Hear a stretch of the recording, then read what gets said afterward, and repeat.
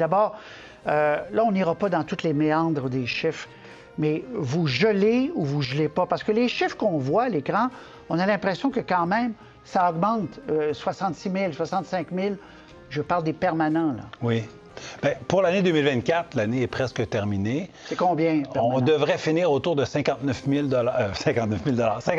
personnes, immigrants permanents en 2024 environ. On devrait arriver sur ce nombre. Pour l'année 2025, on devrait terminer l'année 2025 autour de 64 000 personnes, donc 50 000 parmi les... les... pas. Juste 50 000 parmi les réguliers, environ 14 000 parmi les diplômés francophones. On l'appelle le programme PEC diplômé. Oui, mais donc, là, je mets pour simplifier, on va mettre les deux ensemble. C'est ça. Donc, on ne diminue pas. On ne diminue pas pour l'année 2025.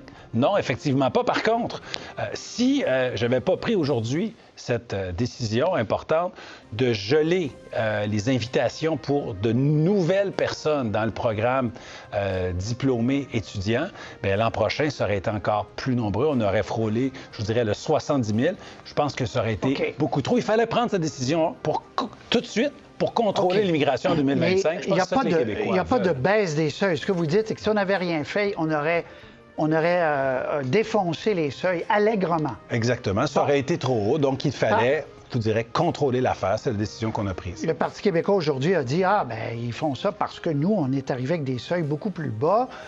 Est-ce que vous avez fait ça sur le coin d'une table 2 jours après l'annonce du PQ? Oui, mais ça, là, ça me fait penser au coq Chanteclair d'Edmond Rosta, qui, dans sa pièce de 1910, disait tout imbu de lui-même, parce que lui, il disait, parce que je chante, le soleil se lève. Hein? Il était tellement confiant en l'importance qu'il avait. Le Parti québécois dit, parce que moi, j'ai déposé quelque chose lundi, le gouvernement bouge jeudi.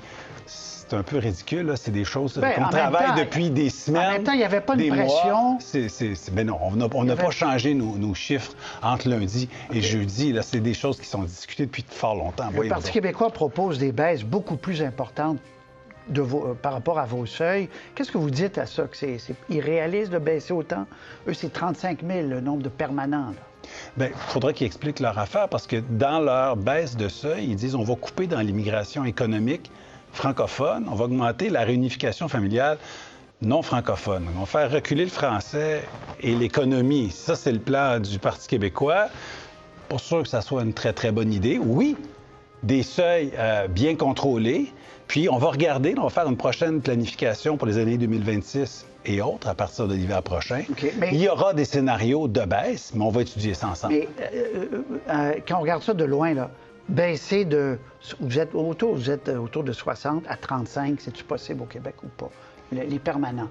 Qu'est-ce que ça ferait comme effet? Bien, je pense que ça réduirait beaucoup notre bassin de travailleurs francophones qualifiés. Donc, il faut faire attention. Il pourrait avoir des baisses, mais je pense pas qu'il faut être drastique. Puis s'intéresser aux 50 000 ou aux 60 000 permanents, c'est bien.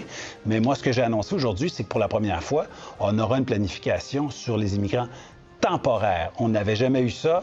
Cet hiver 2025, on va planifier les permanents et les temporaires avec des cibles.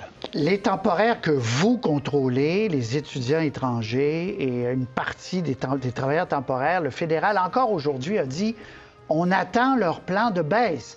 Ils n'arrêtent pas de nous demander de baisser nos catégories. Eux, ils ne baissent pas. Les étudiants étrangers, est-ce que vous allez annoncer une baisse ou pas? Oui, bien, écoutez, c'est de valeur que ce que le gouvernement fédéral dit soit pas vrai, là. Mais écoutez, on a annoncé nos baisses pour les étudiants étrangers, on a annoncé nos baisses pour les travailleurs étrangers temporaires avant que le fédéral ne bouge. Au mois d'août, eux ont bougé au mois de septembre. Donc, écoutez, à un moment donné, il faut se réconcilier avec la vérité. Et pour ce qui est des étudiants, bien, j'ai déposé un projet de loi à l'Assemblée nationale spécifiquement pour être capable de baisser le nombre d'étudiants. Mais il faut d'abord adopter la loi. Mais M. Robert, sur il faut adopter la loi avant. Oui, mais il n'y avait pas de cible. Non, je ne peux pas avoir de cible tout de suite. Donc, vous n'avez pas annoncé des baisses de nombre? Pas pour les étudiants. Non, mais pour les travailleurs, le fédéral vous reproche. On a bougé. Bien, le fédéral dit qu'on ne bouge pas du tout. C'est pas vrai. On a bougé sur les travailleurs. On ne sait pas combien encore. Et sur les étudiants, on va d'abord adopter la loi. On l'étudie la semaine prochaine.